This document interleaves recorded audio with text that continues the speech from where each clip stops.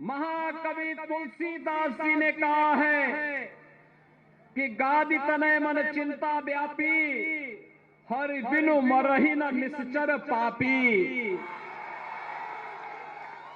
भारत के अंदर आतंकवाद, उग्रवाद की समस्या का समाधान की धरती है बक्सर की धरती।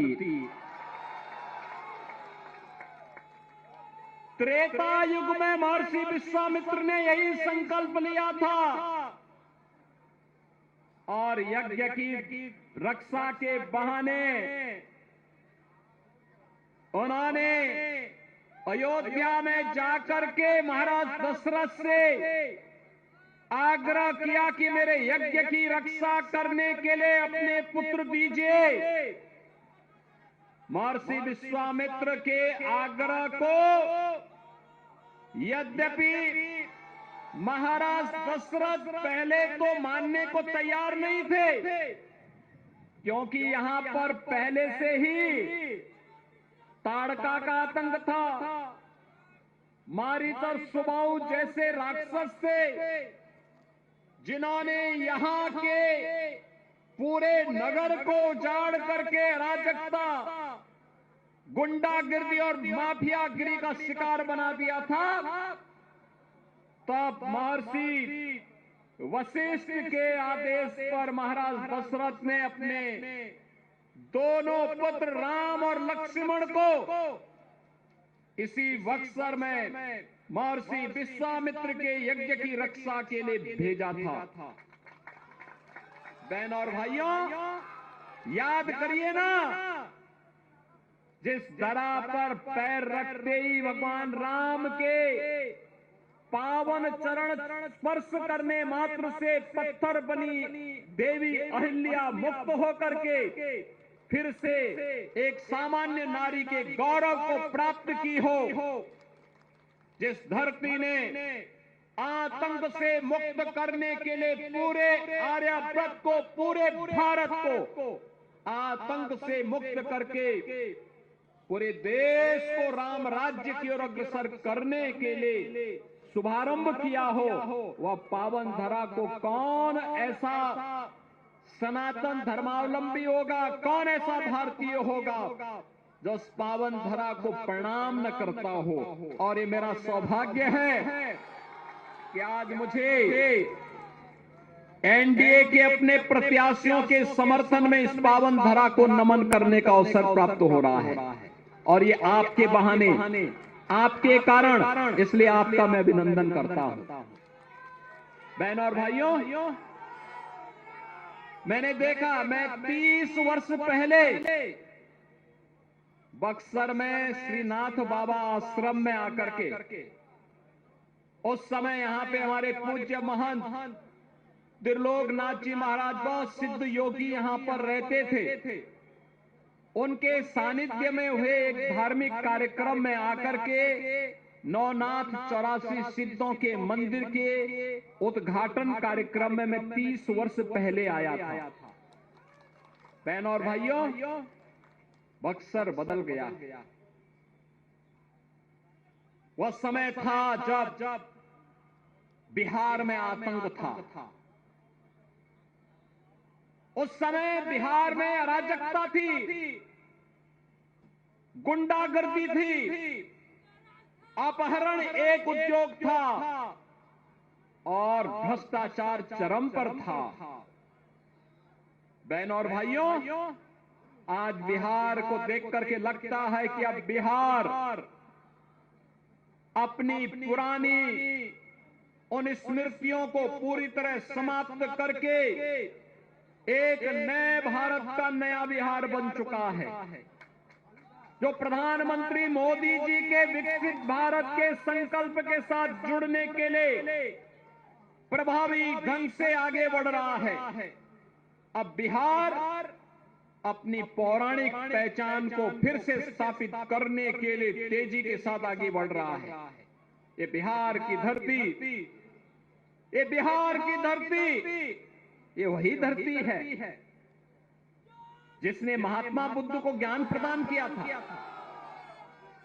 बहनों और भाइयों, बिहार की धरती वही है जिसने भारत को स्वर्ण युग में ले जाने का कार्य किया था चंद्रगुप्त मौर्य के समय में, और जिस बिहार ने चाणक्य जैसा गुरु दिया हो, ये वही बिहार है जिस बिहार ने देश की आजादी की लड़ाई में बढ़ चढ़ करके भाग लिया। वीर कुंवर सिंह इसी बिहार की धरती की उपज है। ये बिहार की धरती जिसने देश के संविधान सभा के अध्यक्ष के रूप में डॉक्टर राजेंद्र बाबू को जन्म दिया हो, ये बिहार की धरती है जिस बिहार की धरती ने देश के अंदर दूसरा उप प्रधानमंत्री बाबू जगजीवन राम के रूप में दिया हो। ये बिहार की धरती जब कांग्रेस ने लोकतंत्र के गले को घोंटने का काम किया था, तब भारत के लोकतंत्र पर आंच नहीं आने देंगे, और बिहार का नौजवान जयप्रकाश जी के नेतृत्व में उठ खड़ा हुआ था, पूरा भारत खड़ा हो गया। जब बिहार अंगड़ाई लेता है तो भारत अंगड़ाई लेता है। जब बिहार स्वर्ण युग में जाता है, भारत का स्वर्ण युग आ जाता है। जब बिहार विकसित बनेगा तो भारत को दुनिया की कोई ताकत विकसित होने से नहीं रोक सकती है, और यही आह्वान करने के लिए आज मैं आपके पास आया हूं। बहनों और भाइयों, आज आप देख रहे होंगे एनडीए की डबल इंजन की सरकार नीतीश कुमार जी के नेतृत्व में बिहार के अंदर कार्य कर रही है। प्रधानमंत्री मोदी जी का मार्गदर्शन और नेतृत्व है। बिहार में नीतीश जी के नेतृत्व में कार्य हो रहा है। आज आपके पास कनेक्टिविटी है, बाढ़ का प्रबंधन है, मेडिकल कॉलेजेस की श्रृंखला स्थापित हो रही है। आज बिहार के अंदर विद्युत की आपूर्ति हो रही है। आपने देखा होगा अभी हाल ही में प्रधानमंत्री मोदी जी ने बिहार में एक पावर प्लांट का भी उद्घाटन किया है। बहनों और भाइयों, आज बिहार में इंजीनियरिंग कॉलेज बन करके बिहार में पलायन नहीं, बल्कि बिहार के नौजवानों को बिहार के अंदर ही रोजगार मिलेगा। बिहार प्रगति के नए प्रतिमान को स्थापित करेगा। इस संकल्प के साथ बिहार आगे बढ़ रहा है। बहनों और भाइयों, ये वही बिहार है आज जिस बिहार में आज हर गरीब के पास अपना राशन कार्ड और राशन की सुविधा है। हर गरीब के घर में एक शौचालय है। हर गरीब को सिर ढकने के लिए प्रधानमंत्री आवास की योजना है। ये वही बिहार है जिस बिहार में स्वस्थ ईंधन के लिए उज्ज्वला योजना का कनेक्शन फ्री में उपलब्ध करवाने का कार्य मोदी जी ने किया है, और हर गरीब के लिए स्वास्थ्य के लिए आयुष्मान भारत की सुविधा भी है। सबका साथ और सबका विकास ऐसे ही है। सबके पास विकास पहुंचा है, सबको सुरक्षा की गारंटी है। अब बहनों और भाइयों, आरजेडी की लालटेन की धुंधली लाइट याद करिए, जब डकैती डालनी होती थी लालटेन बुझा देते थे, और कांग्रेस और आरजेडी मिलकर के अरे गरीब का ही नहीं खाते थे, पशुओं का चारा भी डकार जाते थे। मैं सच बोल रहा हूं ना, गलत तो नहीं बोल रहा हूं ना। और ये वही लोग हैं, मैं तो यहां आपका बखान कर रहा हूं बक्सर का, कि महर्षि विश्वामित्र ने इसी धरती पे संकल्प लिया था कि भारत को आतंकवाद से मुक्त करना है तो राम और लक्ष्मण को यहां लेके आना पड़ेगा। और कांग्रेस कहती है कांग्रेस क्या कहती है? कहती राम हुए ही नहीं। ये भगवान के ही अस्तित्व पर प्रश्न खड़ा करती है, जैसे कि कांग्रेस और उसका वंशवाद ही रहा है, बाकी कोई नहीं रहा है। बहनों और भाइयों, भगवान के अस्तित्व पर ये प्रश्न खड़ा करते हैं। आरजेडी भगवान राम के रथ को रोकती है और समाजवादी पार्टी, इनका जो यूपी का पार्टनर है ना, यह भी राम भक्तों पर गोली चलाती है। ये लोग कहते थे राम मंदिर कभी नहीं बन सकता। बहनों और भाइयों, आरजेडी और कांग्रेस के लोग क्या कह रहे हैं?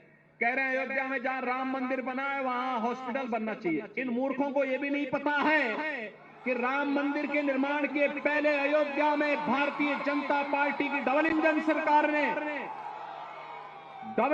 सरकार ने उत्तर प्रदेश के अंदर पहले राजऋषि महाराज दशरथ मेडिकल कॉलेज का निर्माण किया, फिर महर्षि वाल्मीकि के नाम पर इंटरनेशनल एयरपोर्ट का निर्माण किया, और फिर 500 वर्षों के कलंक को समाप्त करके जो राम भक्तों की एक आस थी कि रामलला हम आएंगे मंदिर वहीं, रामलला हम आएंगे मंदिर वहीं, और राम मंदिर का भव्य मंदिर का निर्माण हो गया ना, हो गया ना। क्या ये काम कांग्रेस कर पाती? क्या ये काम आरजेडी कर पाती? क्या ये काम समाजवादी पार्टी करती?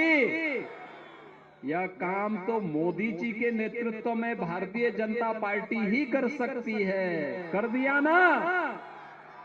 और बहनों और भाइयों, यही कहने के लिए मैं आया हूं। मैं तो आज आपके पास यहां आया हूं, लेकिन भारत के यशस्वी गृह मंत्री जी ने कहा है मार्च 2026 तक भारत को ताड़का, मारीच और सुबह रूपी नक्सलवाद, उग्रवाद और आतंकवाद से मुक्त करके रख देंगे। आप गृह मंत्री जी के संकल्प के साथ हैं या नहीं है?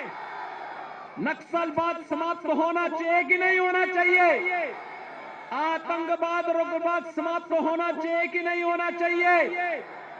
अपराध समाप्त होना चाहिए कि नहीं होना चाहिए? होना चाहिए ना। तो इसके लिए कांग्रेस, आरजेडी और उनके जितने भी पार्टनर हैं, जो अपराध की फैक्ट्री चलाते हैं, विकास के बैरियर हैं, इनको सत्ता में आने से रोकना पड़ेगा, इनको बेरोजगार करना पड़ेगा, तब नौजवानों के लिए रोजगार आएगा ना। और ये करने के लिए तैयार है ना। देखो, उत्तर प्रदेश में भी डबल इंजन की सरकार है, तो हम लोगों ने कैसे वहां कार्य किया। वहां जितने बड़े माफिया थे, सारी की सारी, ज्यादातर लोगों के जहन्नुम के टिकट कट गए।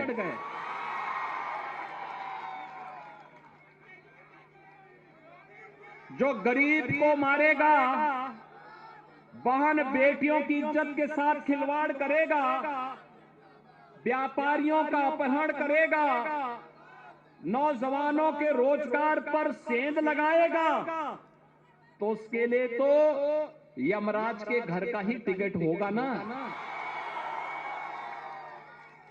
और दूसरा, उनके खानदान ने भी जितनी प्रॉपर्टी बनाई होगी अवैध तरीके से, गरीबों का शोषण करके, अपहरण करके, हमारी सरकार ने, डबल इंजन की भाजपा की सरकार ने उस पैसे, उस पूरी प्रॉपर्टी को अपने कब्जे में लेकर के गरीबों के लिए आवास बना डाली। गरीबों के लिए आवास, हर गरीब को आवास मिल रहा है। आज उत्तर प्रदेश राम राज्य के नए युग में प्रवेश कर चुका है। आज अयोध्या धाम दुनिया की सुंदरतम नगरी में स्थापित हो गया है। कितने लोग अयोध्या गए हैं? विकास दिखाई दिया ना। काशी में काशी विश्वनाथ धाम कितने गए? आप मुझे बताओ, मोदी जी प्रधानमंत्री हैं और डबल इंजन की भाजपा की सरकार है, तभी ये काम हो पा रहा है ना। क्या ये काम कांग्रेस और उसके पार्टनर कर पाते क्या? अरे सब तो डकैती डालने वाले लोग हैं। लैल्टेन का उजाला दिखा करके और चुपचाप बंद करके फिर डकैती डालते थे, ये करते थे ना। और इसीलिए आपको कहने के लिए मैं आया हूं, क्योंकि बिहार हमारी माता जानकी का मायका भी है। और इसीलिए हम लोगों ने अयोध्या से सीतामढ़ी के लिए 6155 करोड़ रुपए का एक राम जानकी मार्ग के निर्माण के कार्य को इस स्तर पर आगे बढ़ाया है।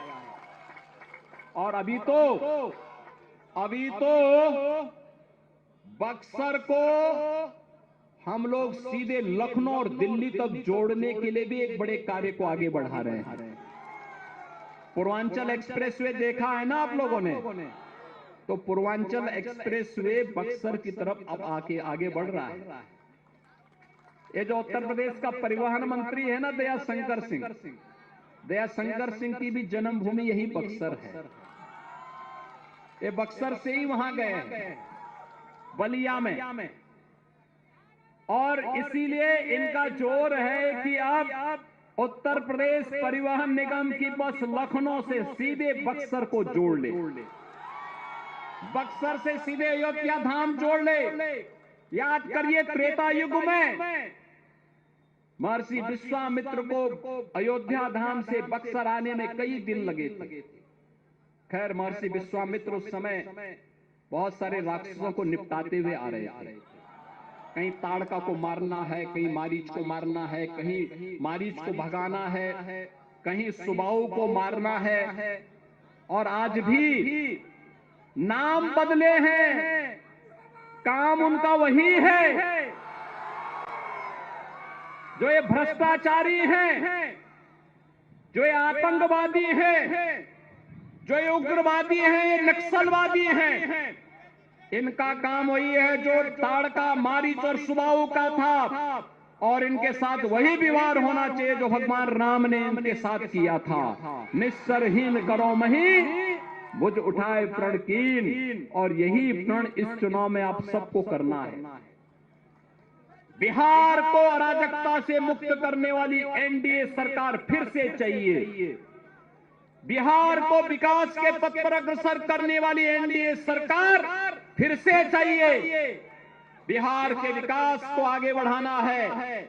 बिहार में बिना भेदभाव के यहाँ के नौजवानों के लिए, यहाँ के गरीबों के लिए, यहाँ के किसानों के लिए, यहाँ की माता और बहनों के विकास के लिए और यहाँ के व्यापारियों की सुरक्षा के लिए एनडीए की डबल इंजन की सरकार आवश्यक है। और इसके लिए एनडीए ने अपने योग्यतम प्रत्याशी दिए हैं। आप सोचो, बक्सर से प्रत्याशी बने हैं श्री आनंद मिश्रा, आईपीएस, ये 2011 बैच के आईपीएस हैं। मातृभूमि के प्रति लगाव, भ्रष्टाचार के खिलाफ लड़ने का जज्बा और बिहार के नौजवानों को फिर विकास के पथ पर अग्रसर करने के लिए कार्य कर सकें और इनको भी यूपीएससी के साथ साथ तमाम प्रतियोगी परीक्षाओं में आगे बढ़ने के लिए प्लेटफॉर्म दे सकें, इसके लिए उन्होंने भारतीय जनता पार्टी के मंच का उपयोग करते हुए वे बक्सर से प्रत्याशी बनकर के आपके बीच आए हैं। डुमरांव से यहाँ डुमरांव से श्री राहुल सिंह को प्रत्याशी बना करके उतारा गया है और ब्रह्मपुर से शिवलास पांडे जी को यहाँ पर एनडीए ने अपना प्रत्याशी बना करके उतारा है। आप सभी इन तीनों प्रत्याशियों को बना के भेजेंगे। पीछे तक आवाज आनी चाहिए। जहां तक मेरी आवाज जा रही है, दोनों हाथ मिला करके अपने संकल्प के साथ जोड़िए। इस धरा की पहचान को बनाइए। आने वाली पीढ़ी को कैसा भविष्य देना चाहते हैं? प्रधानमंत्री जी ने कहा विकसित भारत बनेगा तब जब विकसित बिहार बनेगा।